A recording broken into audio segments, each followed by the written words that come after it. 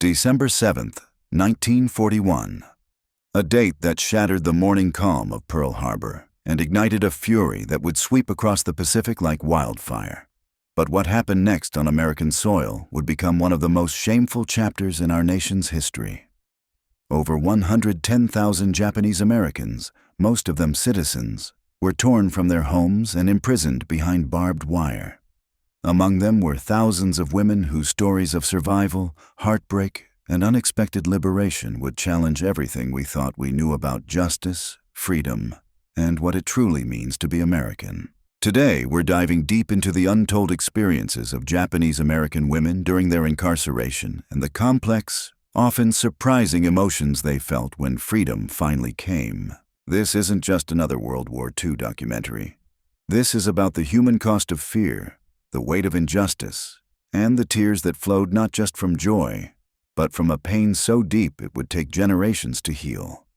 By the end of this video, you'll understand why liberation wasn't the celebration these women had dreamed of, but instead a moment that revealed just how much had been stolen from them. The morning of December 7th changed everything for families like the Yamadas in California, the Nakamuras in Oregon, and thousands of others who had built their lives on American soil.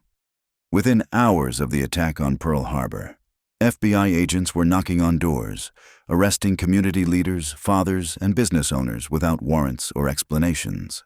For the women left behind, terror became their constant companion.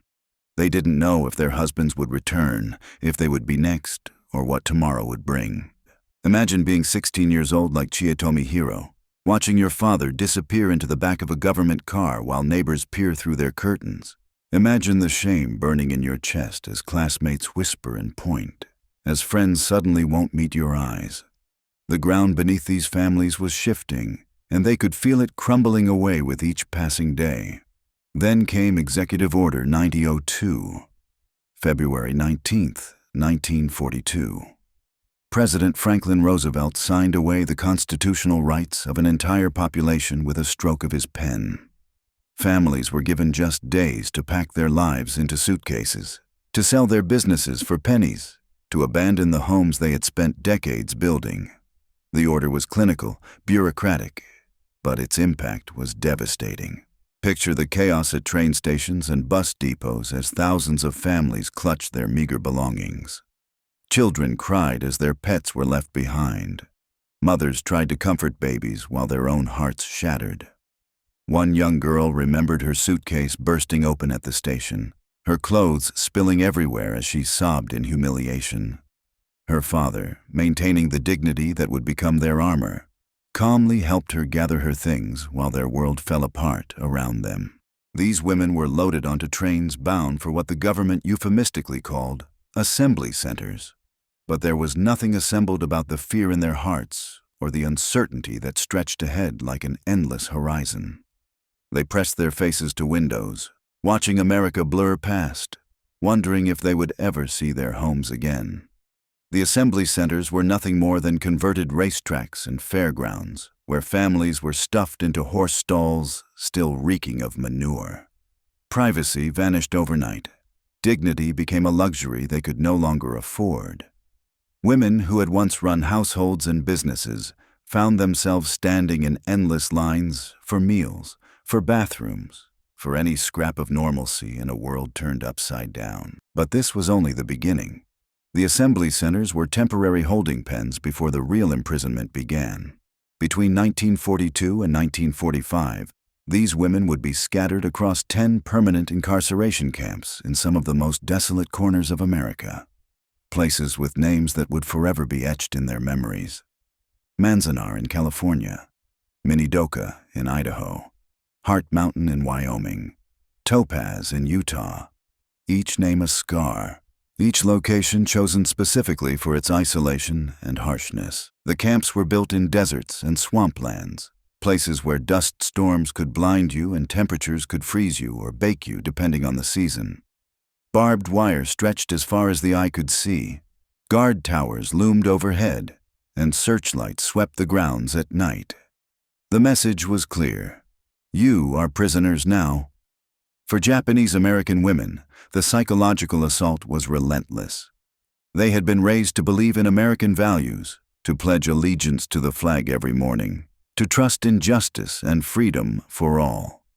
Now they found themselves behind fences, their loyalty questioned, their citizenship meaningless. The cognitive dissonance was crushing. How do you reconcile loving a country that has imprisoned you for the crime of your ancestry?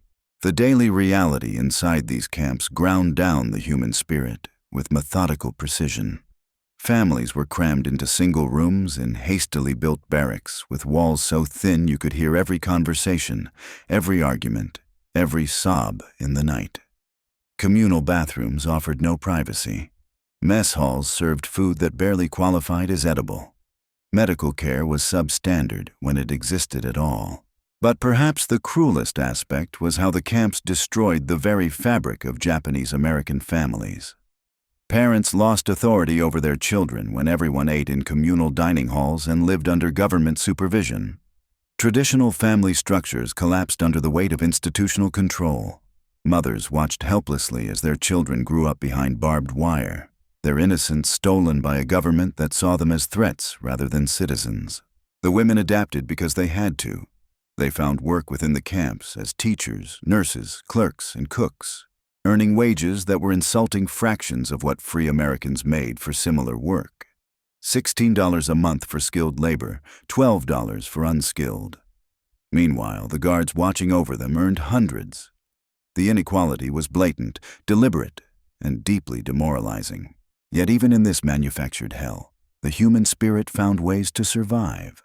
Women organized schools for their children, created art and literature, maintained gardens in the desert soil. They clung to traditions, celebrated holidays, and refused to let their captors completely erase their humanity. This resilience was both beautiful and heartbreaking, proof of their strength, and a testament to how much they had to endure.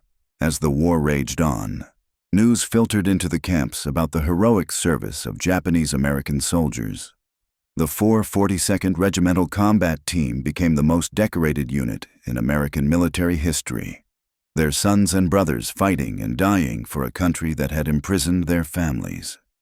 The irony was bitter as poison.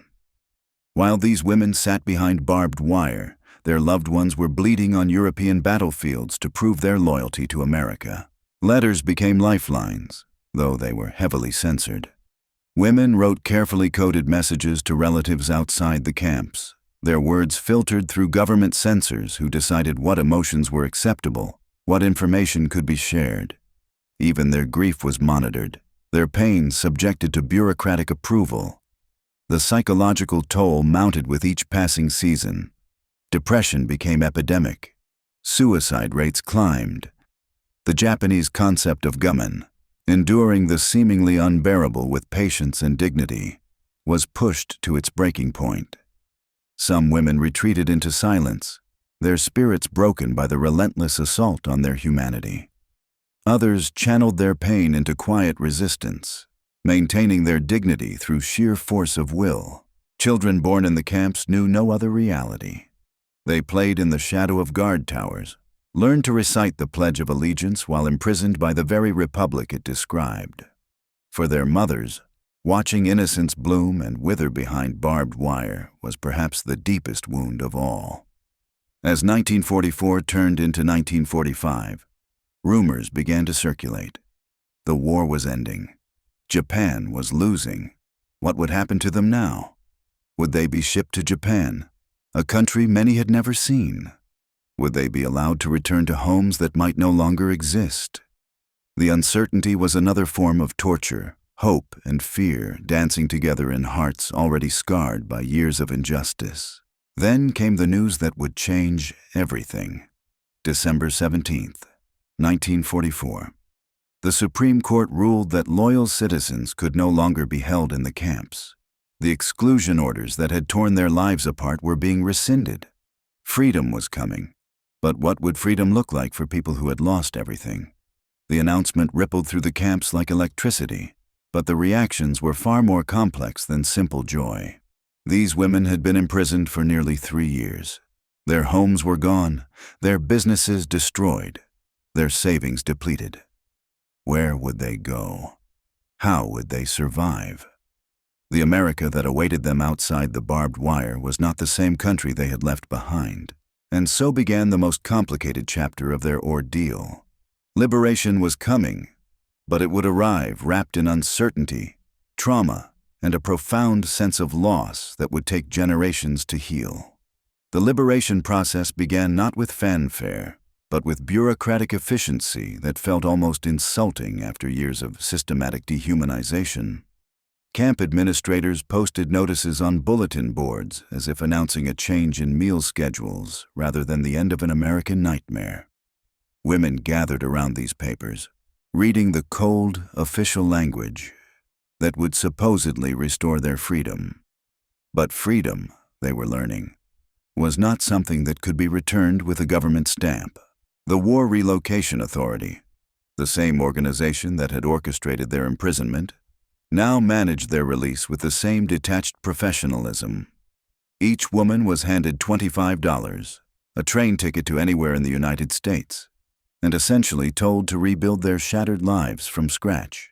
$25. That was the government's estimate of what it cost to restart an existence after 3 years of captivity. For many women, the money felt like a final insult. They had lost homes worth thousands, businesses built over decades, savings accounts drained by forced sales and government seizures. Now they held a few crumpled bills and wondered how anyone expected them to survive. Some laughed bitterly at the absurdity. Others wept at the cruel mathematics of their situation. The psychological preparation for release was perhaps more daunting than the financial reality. These women had spent years adapting to a world behind barbed wire, learning to navigate communal bathrooms, mess hall lines, and the constant surveillance of guards. The outside world had become foreign, almost mythical. They had heard stories of former inmates facing violence and discrimination upon their return to the West Coast. Some communities had posted signs declaring Japanese Americans unwelcome. How do you prepare to re-enter a society that had so thoroughly rejected you? Mary Tsukamoto, a former teacher from California, captured this anxiety in her diary as the camp prepared for closure. She wrote about lying awake at night, staring at the barracks ceiling, terrified not of staying, but of leaving. The camp had become a twisted form of security, a known hell preferable to an unknown one. At least here she knew what to expect. Out there, anything could happen. The practical challenges were overwhelming. Where would they live when their former homes had been sold or vandalized? How would they find work when employers openly discriminated against Japanese Americans? What about their children who had spent their formative years behind wire, who might struggle to adapt to a world they barely remembered? These questions haunted conversations in the final weeks before camp closures. Some women made the heartbreaking decision to delay their departure. The elderly, the sick, and mothers with young children often lingered in camps even after they were officially free to leave. The War Relocation Authority pressured these stragglers by gradually eliminating services, cutting off heat and electricity, reducing food supplies. It was a cruel form of coercion designed to force people from the only stability they had known in years. The actual moment of departure was surreal. Women who had dreamed of this day for years found themselves paralyzed by the reality. They packed their few possessions, the same battered suitcases they had brought years earlier, now joined by items crafted in camp workshops or letters from loved ones who might no longer recognize them. The weight of their belongings seemed insignificant compared to the emotional burden they carried. At train stations and bus depots across the American West, scenes played out that defied every expectation of what liberation should look like. Instead of celebration, there was uncertainty. Instead of joy, there was fear. Women clutched their children and their meager possessions, boarding transportation to destinations that felt more like question marks than homecomings. The journey itself became a form of psychological torture. These women had been isolated from mainstream American society for years. Now they sat on public transportation, acutely aware of the stares, the whispers, the barely concealed hostility of fellow passengers. Some tried to make themselves invisible, hunching in their seats and avoiding eye contact. Others held their heads high, defiant in the face of continued prejudice. Returning to former homes revealed the full scope of what had been lost. Houses had been vandalized or occupied by strangers. Gardens lovingly tended for decades had withered and died. Neighbors who had once been friends now crossed the street to avoid conversation. The America these women returned to was not the one they had left behind. It was colder, more suspicious, marked by the same fears and prejudices that had enabled their imprisonment in the first place. The employment situation was particularly brutal. Educated women who had been teachers, nurses, and business owners before the war found themselves unemployable. One Berkeley graduate spent months searching for work, any work, before finally accepting a position as a domestic servant for a fraction of her previous salary. The humiliation was compounded by the knowledge that her captivity, not any failing on her part, had destroyed her career prospects. Housing discrimination was rampant and often violent. Families who managed to find temporary lodging faced arson attacks, broken windows, and threatening messages. Some communities organized boycotts against businesses that served Japanese Americans. The message was clear: you may be legally free, but you are not welcome here. Children struggled with their own form of trauma. Those who had spent their teenage years in camps found themselves aliens in their own country. They had missed crucial years of social development, educational opportunities, and cultural integration. Some had difficulty relating to peers who had never experienced captivity. Others felt shame about their camp experience, as if their imprisonment reflected some personal failing rather than a national injustice. The psychological impact of this transition was devastating. Women who had maintained their composure throughout their imprisonment finally broke down when confronted with the reality of their so-called freedom. They had survived the camps by believing that liberation would restore their lives. Now they realized that some losses could never be recovered. Some wounds would never fully heal. Mental health support was virtually non-existent. American society in the 1940s had little understanding of trauma or its long-term effects. These women were expected to quietly rebuild their lives without complaint or assistance. Speaking about their camp experiences was often met with discomfort or disbelief. Many learned to suffer in silence, carrying their pain alone rather than burden others with stories too difficult to bear. The tears that came with liberation were complex, layered with emotions that had no simple names, relief mixed with grief, hope battled with despair, gratitude wrestled with anger. These women wept for the years stolen from their lives, for the innocence lost by their children, for the futures that had been derailed by prejudice and fear. They wept for the America they had believed in and the America they had discovered it actually was. Yet even in their darkest moments, seeds of resilience were taking root. Some women channeled their pain rights and social justice.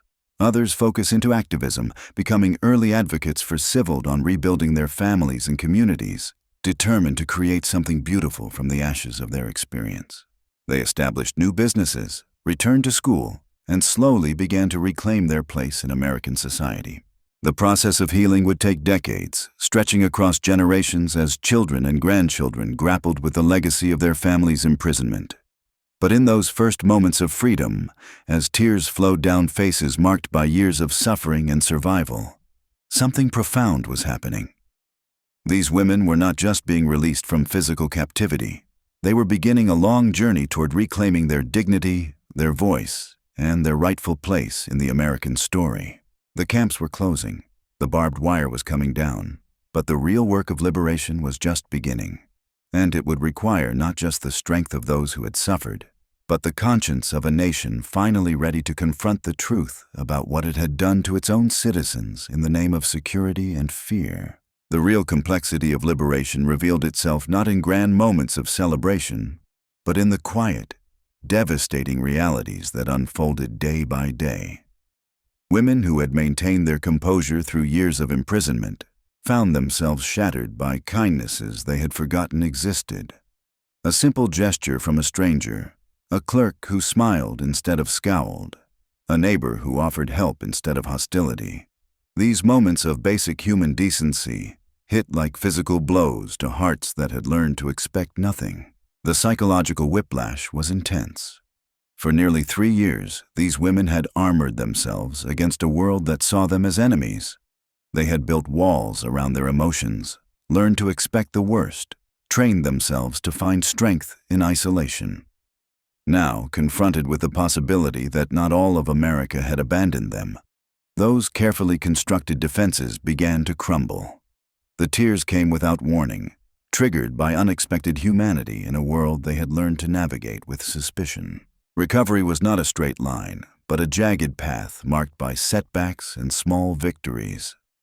Some mornings brought hope as women found temporary work or secured modest housing. Other days delivered crushing reminders of their changed status when employers refused to hire them or landlords turned them away. The emotional roller coaster was exhausting, each day requiring them to rebuild their faith in tomorrow while carrying the weight of yesterday's losses. The Japanese American community itself had been fractured by the camp experience. Families had been scattered across different facilities, friendships had been strained by the pressures of captivity, and traditional social structures had been disrupted. Women who had once relied on extended networks of relatives and friends now found themselves navigating an atomized existence where everyone was struggling to rebuild simultaneously. The collective trauma made it difficult to provide mutual support when everyone was drowning in their own pain. Religious faith became both a source of comfort and conflict. Some women found their belief strengthened by their ordeal, viewing their survival as evidence of divine protection. Others struggled with profound spiritual questions about how a just God could permit such injustice.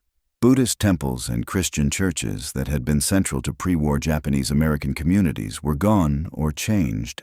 Their congregations scattered, their leaders often among the first to have been arrested and detained. The children presented perhaps the most complex challenge. Teenagers who had spent crucial developmental years behind barbed wire struggled to integrate into mainstream American high schools. They had missed proms and football games, graduation ceremonies, and summer jobs. Instead, they had learned to navigate guard towers and mess hall lines, to find privacy in communal barracks, to dream of freedom while surrounded by fences. These young people were neither fully American nor traditionally Japanese, caught between cultures in a way their parents' generation had never experienced. Mothers watched their children with a mixture of pride and heartbreak. They saw resilience and adaptability that amazed them, but they also recognized losses that could never be recovered. A childhood spent in captivity had robbed these young people of something indefinable but precious, an innocence about their place in America that could never be restored. The knowledge that their children had paid the price for adult fears and prejudices created a guilt that many mothers carried for the rest of their lives. The financial devastation extended far beyond the immediate loss of property and savings. Women who had been building Social Security credits saw their work histories interrupted. Business relationships that had taken decades to develop were severed. Professional networks that might have provided job opportunities had moved on or forgotten them. The economic impact would ripple through families for generations, affecting everything from home ownership to educational opportunities for their children. Some women found unexpected strength in their shared trauma. Support networks emerged organically as former inmates reconnected and shared resources. They helped each other find housing, shared job leads, and provided childcare so others could work. These informal networks became lifelines in a society that offered little official assistance to people it had wronged. The bonds forged in captivity sometimes proved stronger than those broken by it. The process of cultural reconstruction was particularly painful. Traditions that had been maintained in camps through sheer force of will now faced the pressure of assimilation in a society that viewed Japanese culture with suspicion. Language schools that had operated in camps were difficult to reestablish. Cultural celebrations that had provided comfort behind barbed wire now felt dangerous in communities where anti-Japanese sentiment remained strong. Many families made the heartbreaking decision to abandon aspects of their heritage to protect their children from discrimination. The legal system offered little recourse for those seeking justice or compensation. Courts that had upheld the constitutionality of mass incarceration were unlikely to provide remedies for its consequences. Lawyers who might have helped were often themselves struggling to rebuild practices disrupted by the war. The few legal victories that occurred took years to achieve and provided only token compensation for losses that were fundamentally irreplaceable. Mental health challenges manifested in ways that the medical understanding of the time could barely comprehend. Depression, anxiety, and what would later be recognized as post-traumatic stress disorder were common but rarely diagnosed or treated. Women who had survived by suppressing their emotions during captivity now found those feelings erupting unexpectedly. Nightmares about guards and barbed wire persisted long after freedom had supposedly arrived. The sound of trains could trigger panic attacks in women who associated them with their journey to imprisonment. The silence that settled over many families was perhaps the most devastating long-term consequence. Parents who wanted to protect their children from painful memories often chose not to discuss the camp experience. Children who sensed their parents' trauma learned not to ask questions that might cause additional pain.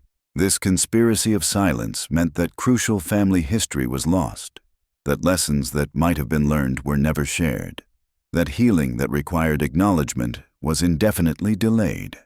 Yet within this landscape of loss and struggle, moments of unexpected grace appeared like flowers growing through concrete. A former teacher found work at a progressive school that valued her experience. A seamstress discovered that her skills, honed in camp workshops, were in demand in a changing fashion industry. A mother watched her daughter graduate from high school despite the years stolen from her education. These victories were small but significant, proof that the human spirit could not be permanently crushed.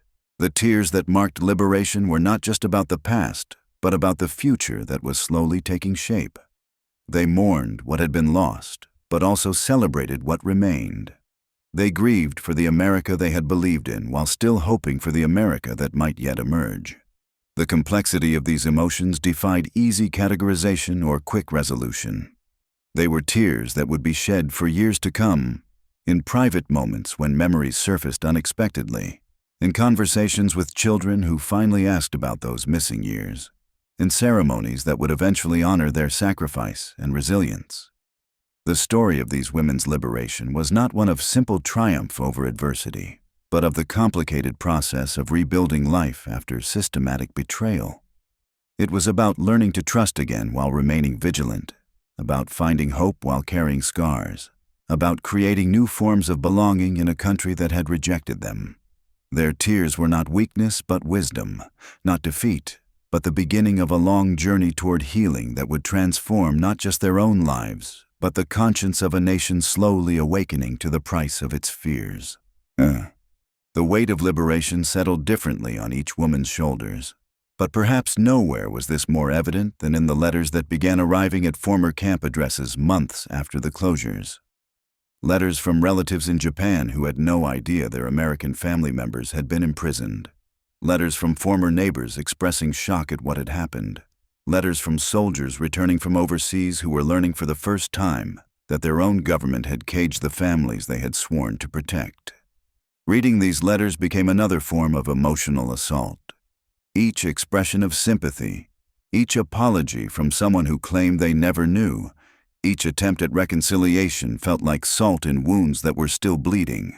How could an entire nation claim ignorance about something so massive, so visible, so thoroughly documented in newspapers and government records? The willful blindness was almost more painful than the original betrayal. The women found themselves caught between worlds in ways that went far deeper than simple cultural identity. They were Americans who had been treated as foreigners, citizens who had been imprisoned without trial, patriots whose loyalty had been questioned despite their sons' heroic military service. This liminal existence created a psychological burden that had no name, no precedent, no roadmap for healing. Some women channeled their pain into fierce determination to prove their worthiness, working twice as hard for half the recognition, sacrificing their own needs to ensure their children could access opportunities that had been denied to them. They became invisible in their excellence, excelling in jobs where they were underpaid, volunteering in communities that barely tolerated their presence, always conscious that they were representing not just themselves, but an entire people in the eyes of those who watched for any excuse to justify past prejudices. Others retreated into protective silence, building walls around their families that would shield them from future betrayals, but also isolate them from the very connections that might have aided their recovery. They taught their children to be grateful, to never complain, to accept whatever America offered without demanding what America owed. The psychological cost of this survival strategy would echo through generations, creating patterns of silence and accommodation that would take decades to recognize and address. The daily navigation of post-liberation life required constant emotional calculations. Which neighborhoods were safe to walk through? Which employers might give them a fair chance? Which schools would welcome their children without making them feel like perpetual outsiders? These assessments became automatic, a form of hypervigilance that exhausted minds already strained by years of trauma. The seasonal rhythms that had once brought comfort now carried different meanings. Spring no longer meant just renewal, but memories of that first spring behind barbed wire when hope had died in desert soil. Summer brought not just warmth, but recollections of sweltering barracks where privacy was impossible and dignity felt like a luxury from another lifetime. Fall carried echoes of that final autumn in camp, when rumors of release had mixed fear with anticipation in equal measure. Medical professionals of the era had no framework for understanding what these women had endured.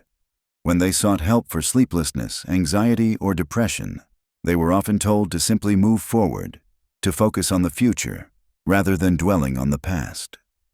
The medical establishment's inability to recognize trauma as a legitimate condition meant that countless women suffered in isolation, their pain dismissed as weakness rather than recognized as a natural response to unnatural circumstances. The reconstruction of community happened slowly, tentatively, like survivors feeling their way through darkness toward uncertain light.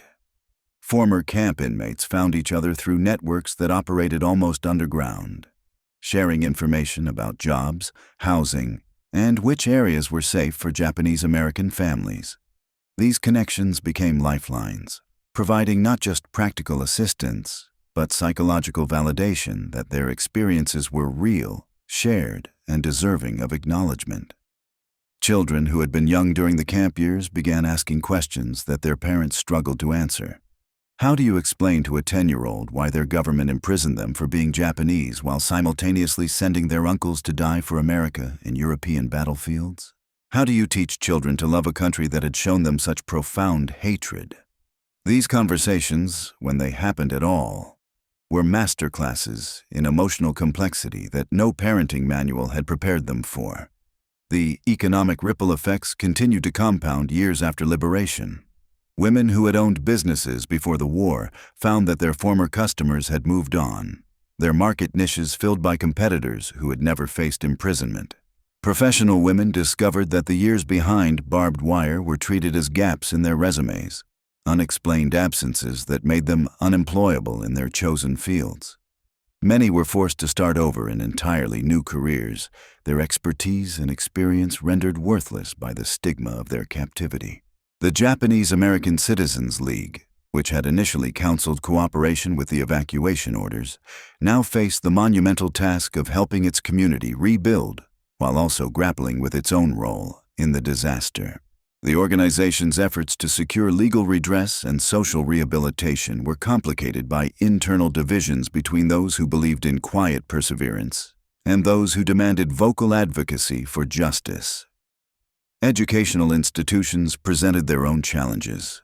Universities that had once welcomed Japanese American students now seemed foreign and unwelcoming. Study groups that had been interrupted by imprisonment were impossible to reconstitute. Academic careers that had been derailed by the war years proved difficult to restart, especially for women who faced both racial and gender discrimination in their attempts to return to higher education. The religious communities that had provided spiritual anchor before the war were scattered and traumatized. Buddhist temples had been ransacked or converted to other uses during the war years. Christian churches that had served Japanese American congregations found their buildings occupied by other groups.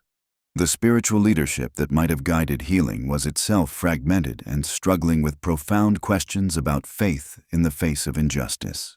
Cultural preservation became an act of quiet rebellion. Women who taught their children traditional songs, who maintained family recipes, who insisted on celebrating holidays despite the risk of seeming unassimilated, were engaging in forms of resistance that honored their heritage while navigating their precarious position in American society. Every maintained tradition was both a victory and a vulnerability.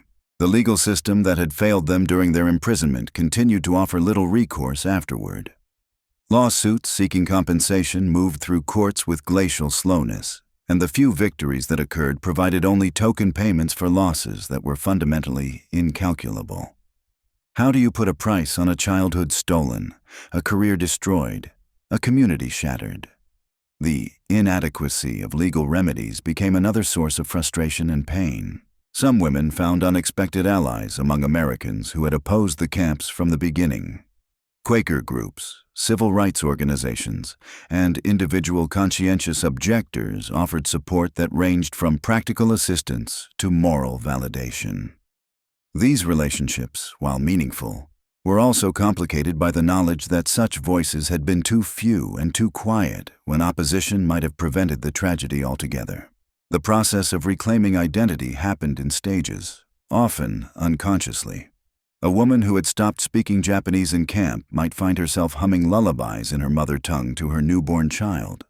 Another might decide to prepare traditional foods for the first time in years, the familiar flavors triggering both comfort and grief. These small acts of cultural reclamation were simultaneously personal and political, individual and collective. The tears that continued to flow years after liberation were different from those shed in the first moments of freedom.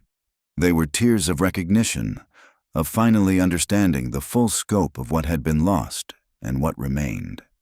They were tears of grief for the innocence that could never be recovered, for the trust that had been shattered, for the America they had believed in that had never actually existed. But they were also tears of resilience, of pride in their survival, of hope that their children might inherit a better world. The story of liberation was still being written decades later, as these women aged into grandmothers who finally felt safe enough to share their experiences with younger generations. It was being written in the legislation that would eventually acknowledge the injustice of their imprisonment and provide some measure of compensation. It was being written in the museums and memorials that would preserve their stories for future generations who needed to understand the price of prejudice and the fragility of constitutional rights. But most importantly, it was being written in the quiet strength of women who had survived the unthinkable and somehow found ways to rebuild not just their own lives, but the fabric of their communities. Their liberation was not a single moment, but a lifelong process, not a destination, but a journey toward healing that would span generations. And in their tears, in their resilience, in their refusal to be broken by betrayal, they had written a chapter of American history that demanded to be remembered, understood, and never repeated. The liberation had meant for these women. In the decades that followed would reveal the true complexity of what 1960s, as America grappled with civil rights movements and social upheaval, many Japanese American women found their voices in ways that would have been impossible in the immediate aftermath of their release. The silence that had protected them in the 1940s gradually gave way to testimony that would shake the nation's understanding of its own history. Mary Tsukamoto, who had spent her Liberation Day weeping on a train platform, eventually became one of the most powerful witnesses to emerge from the camps. Decades later, standing before congressional committees investigating the wartime incarceration, she would speak with a clarity that cut through years of official denial and public amnesia. Her voice, steady but weighted with pain, described not just the physical hardships of imprisonment, but the psychological violence of being rejected by the country you called home. The transformation was profound and painful. Women who had learned to make themselves invisible in the years following their release began to understand that their visibility was essential to preventing future tragedies. They recognized that their silence, while protective, had also allowed the nation to forget what it had done. The decision to speak required them to relive trauma they had spent decades trying to bury. In community centers and church basements across California and the Pacific Northwest, support groups began forming in the 1970s. These gatherings were unlike anything that had existed before. Women who had carried their pain alone for 30 years finally found spaces where they could speak about nightmares that featured guard towers, about the shame they felt when their children asked why their family had been imprisoned, about the rage that surfaced unexpectedly when they heard politicians speak about American freedom and justice. These women's tears were not just drops of water on weathered cheeks. They were liquid history, carrying within them the weight of a nation's betrayal and the strength of the human spirit that refuses to be broken. Their liberation taught us that freedom is not simply the absence of barbed wire, but the presence of dignity, justice, and the unwavering belief that such darkness must never again descend upon American soil. Remember their names, honor their sacrifice, and ensure their story lives on as both warning and testament to the resilience that defines us at our best.